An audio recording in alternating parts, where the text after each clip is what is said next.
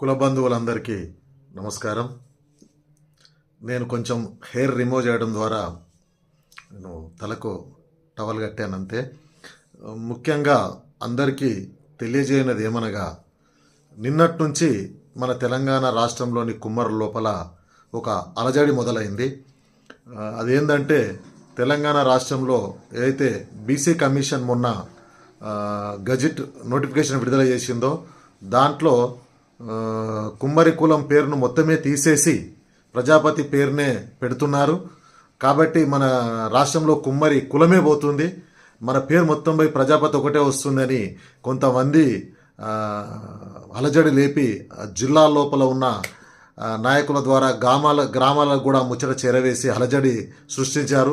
నాకు నిన్న సాయంత్రం నుంచి నాకు ఫోన్లు రావడం జరుగుతుంది. ఇవాళ మధ్యాహ్నం వరకు కూడా ఫోన్లు వచ్చి మన కులం పేరు మొత్తమే కుమ్మరి తీసేసి ప్రజాపతి పెడుతున్నారంట. మనం కుమ్మరులం కదా, అనాది కాలం తాతల నుంచి కుమ్మరులం, మా ఈ భూమి పుట్టినప్పటి నుంచి కుమ్మరులం, కొత్త పేరు ఎట్లా అని నన్ను అడిగారు. నిజంగా వారిని ఇలా మభ్యపెట్టి ఎలా ప్రచారం చేస్తారో నాకు అర్థం కావట్లేదు. ఇలాంటి చాకచక్యమైన తెలివి ఎవరైతే హైదరాబాద్లో ఉండి మన తెలియజేస్తున్నారో వాళ్ళు ఇలాంటి మేధస్సును రాజకీయాల్లో గనక ఉపయోగిస్తే వాళ్ళు గొప్ప నాయకులుగా ఎదిగి చట్టసభల్లో కూడా పోతారేమో, అంత మేధస్సు వాళ్ళ లోపల ఉంది.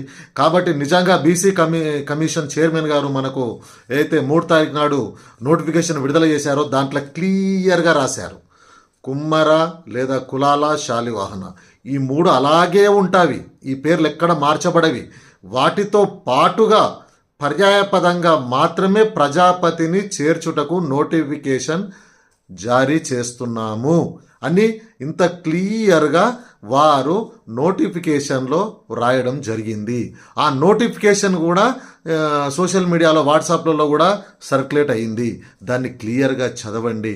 విద్యావంతులు, జ్ఞానవంతులు, యువకులు అందరూ చదవండి. ఎక్కడ కూడా మన తెలంగాణలో మన కులం పేరు కుమ్మరి తీసేయడం లేదు. కుమ్మరి అట్లాగనే ఉంది, దాన్ని ఎవ్వరు తీసేయరు, దాన్ని తీసేయమని ఎవరు అడగట్లేదు. దయచేసి ఇలాంటి వాళ్ళ మాటలు వినకండి, నమ్మకండి. నేను ఈ వీడియోతో పాటుగా ఆ నోటిఫికేషన్ కూడా దీని కింద పెడతాను, అందరూ చూడండి. దీన్ని ఈ వీడియోను ఆ నోటిఫికేషన్ అన్ని గ్రూప్లలో అంతటే వెళ్ళే విధంగా అందరూ పంపండి. ఈ అలజడి వద్దు. ఈ కుమ్మరులను ఎందుకు ఈ అలజడి లేపి వాళ్ళ ఉనికి చాటుకోనిక మరి ఏందో అర్థం కావట్లేదు. కానీ ఇది కేవలం ప్రజాపతి అనేది ఈ కుమ్మరితో పాటుగా అది అట్లనే ఉంటుంది, దాన్ని ఎవ్వరు తీసేరు.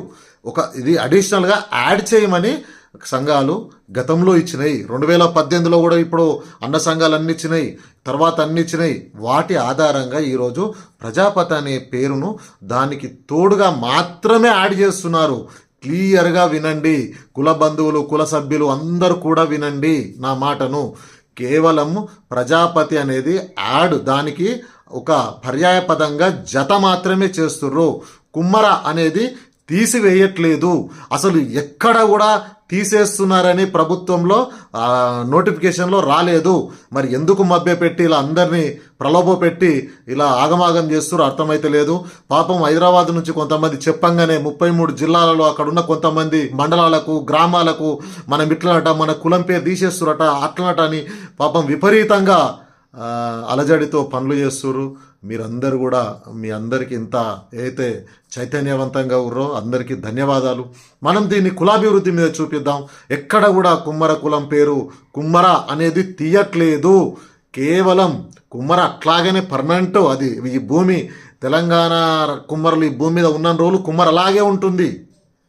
దానికి తోడుగా ఈ ప్రజాపతి యాడ్ చేయడం వల్ల మన పేరుకు గౌరవం. మన పేరెనక ప్రజాపతి ఉంటే గ్రామాల్లో చూస్తే ఒక 10 మంది ఒక దగ్గర కూర్చున్నప్పుడు ఒక రెడ్డి, ఓ గౌడు, ఒక యాదవ్ ఇట్లా ఊకున్నప్పుడు ఓ రెడ్డి సాబ్దా, ఓ గౌడ్ సాబ్దా, ఒక యాదవ్ సాబ్దా అంటారు. అదే మనం వస్తుంటే ఓ కుమ్మరోడా దా అంటారు. అదే మన పేరెనక కూడా ప్రజాపతి ఉంటే ప్రజాపతి సాబ్దా అంటారు. అంటే మన కులానికి మన పేరు ద్వారా ఒక గౌరవం లభిస్తుందని అందరూ పెద్దలందరూ బీసీ కమిషన్కు ప్రజాపతి కావాలి, దానికి యాడ్ చేయమని కోరడం జరిగింది. దాని ద్వారానే నోటిఫికేషన్ వచ్చింది.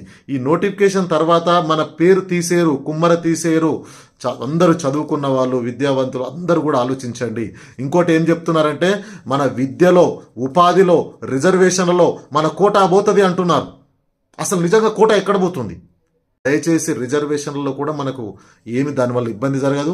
ప్రజాపతి వస్తే కొంతమంది చెప్తున్నారు ఇది మనం అప్పర్ క్యాస్ట్కి వెళ్ళిపోతాం, ఫార్వర్డ్ క్యాస్ట్కి వెళ్ళిపోతాం అన్నారు.